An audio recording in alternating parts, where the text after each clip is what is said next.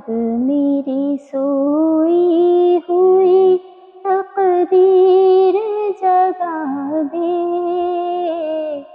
یا رب میری سوئی ہوئی تقدیر جگا دے، آنکھیں مجھے دی ہے تو مدینہ بھی دکھا دے، آنکھیں مجھے دی ہے تو مدینہ بھی دکھا دے، سننے کی جو قوت مجھے بخشی ہے خداوند، سننے کی جو قوت مجھے بخشی ہے خداوند، پھر مسجد نبوی کی اذانیں بھی سنا دے، پھر مسجد نبوی کی اذانیں بھی سنا دے،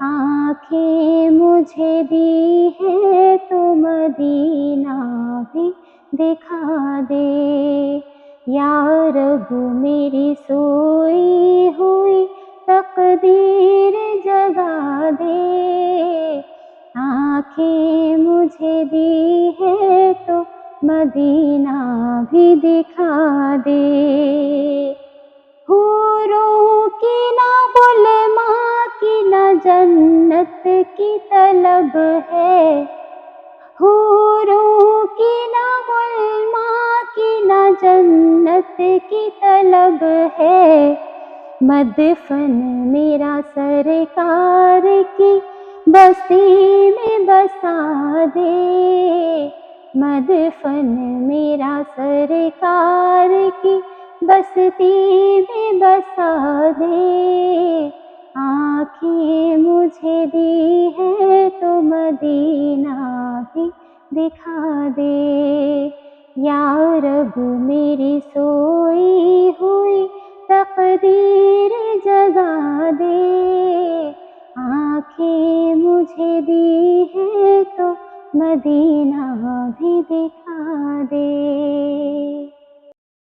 السلام علیکم ورحمۃ اللہ وبرکاتہ۔ جی ناظرین، آپ دیکھ رہے ہیں ہیلاپینو اسٹوڈیوز آفیشیل پہ پاکستان کی فرسٹ ایور رمضان ٹرانسمیشن۔ آج ہم بات کریں گے طہارت پہ، پاکیزگی پہ، روح کی طہارت، روح کی پاکیزگی، جسم کی طہارت، جسم کی پاکیزگی۔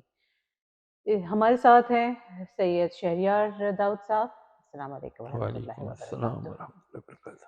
جی شہریار داؤد صاحب، ہم جنرلی جب ہم طہارت کی اور پاکیزگی کی بات کرتے ہیں تو ہم ظاہری جسمانی طہارت کی اور پاکیزگی کی بات کرتے ہیں، لیکن ایک ہوتی ہے روحانی طہارت، روحانی پاکیزگی، اس کے بارے میں ذرا فرمائیے۔ بسم اللہ الرحمن الرحیم، اللہم صلی وسلم وبارک علی سیدنا و مولانا محمد وعلی آلہ وصحبہ وبارک وسلم۔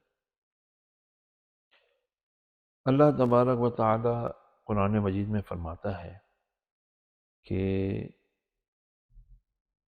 میں توابین کو، یعنی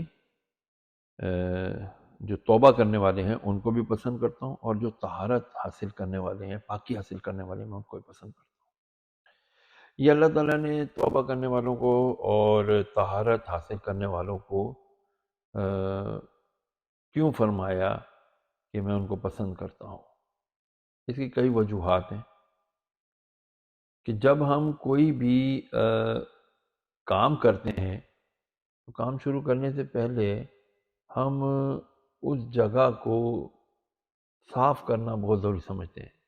یہاں تک کہ اگر ہم جانوروں کی اگر ہم لائف کو بھی دیکھیں تو جب وہ کہیں بیٹھتے ہیں تو کتا بھی بیٹھتا ہے نا، اپنی دم سے وہ جگہ صاف کر لیتا ہے۔ تو یہ ایک نیچر میں چیز ہے کہ وہ اپنی جہاں بھی کوئی چیز اپنے آپ کو کہیں لوکیٹ کرتی ہے تو وہ اس کو جگہ کو صاف کر لیتی ہے۔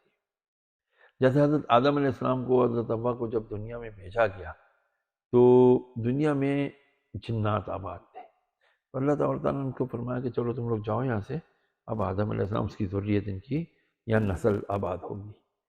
تو انہوں نے یہاں کافی گند وغیرہ مچایا تھا، اور آج ایک بڑی عجیب و غریب بات آپ کو عرض کر دوں جب جنت سے آدم و حوا علیہ السلام کو زمین پر اتارا گیا تو دنیا پر آ کے سب سے پہلا کام کیا ہوا تھا؟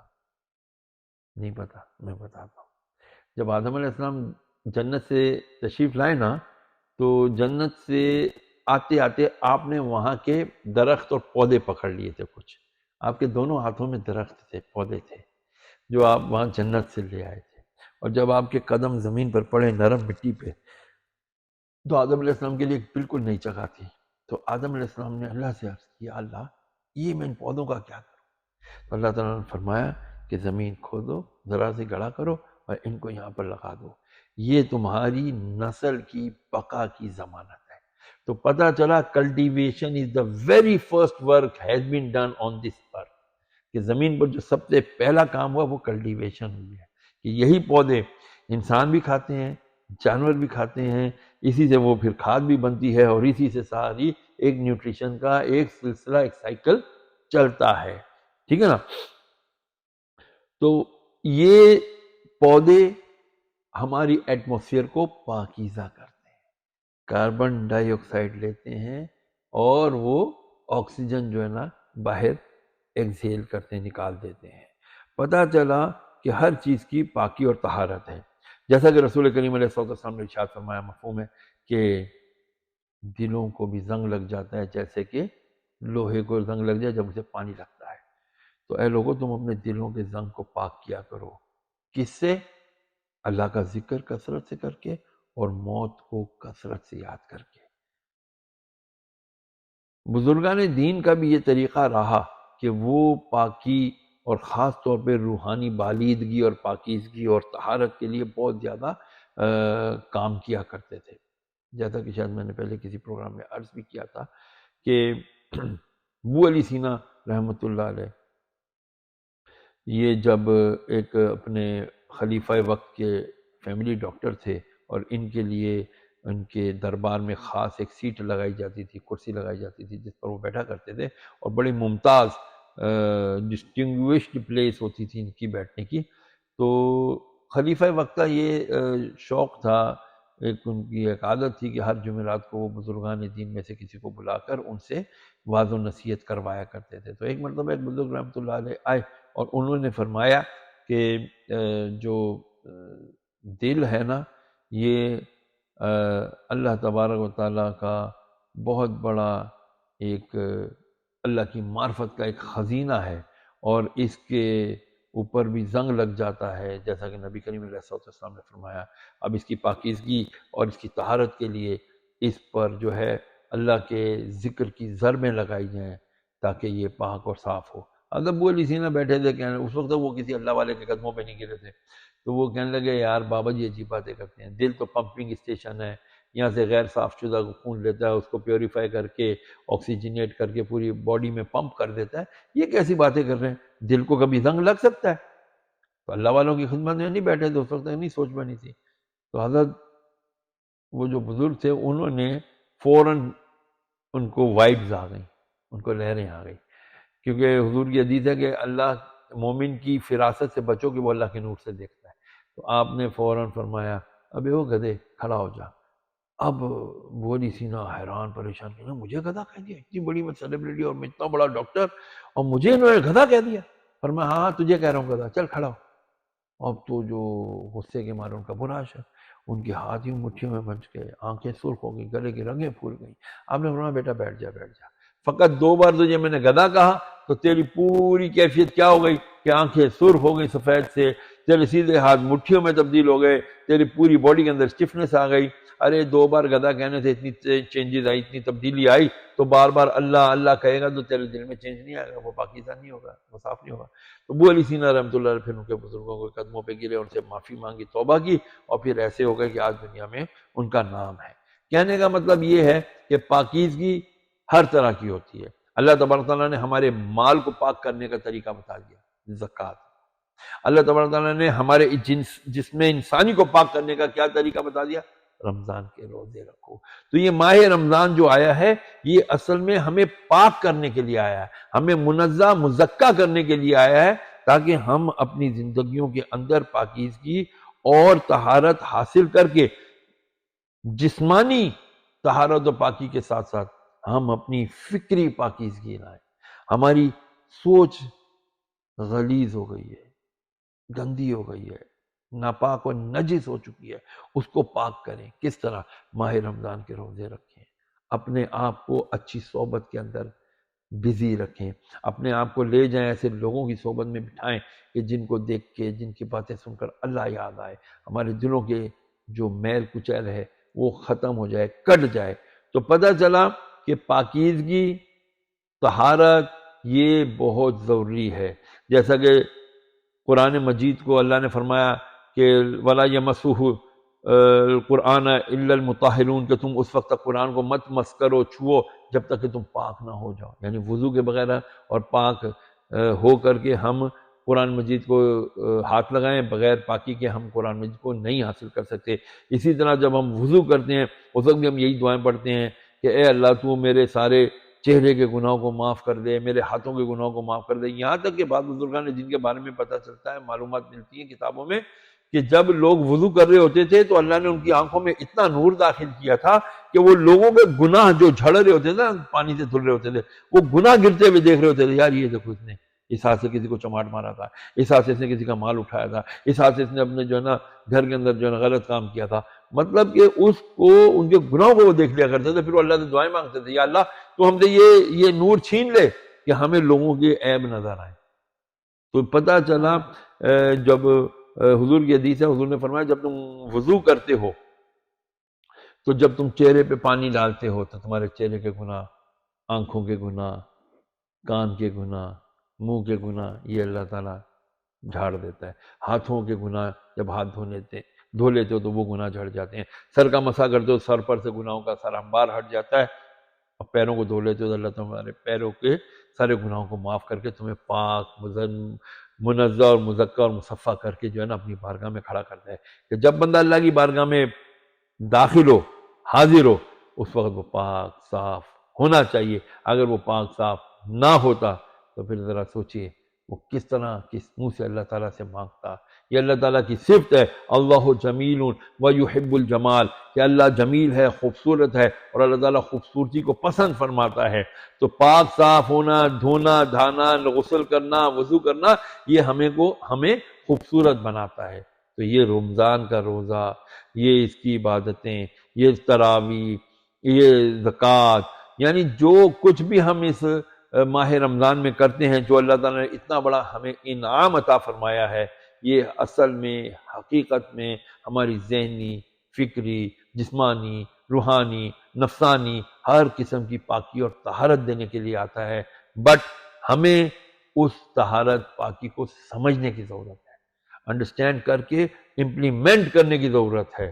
دیکھیں فرمایا کلو کفار نجس، سارے کفار نجس ہیں، ناپاک ہیں.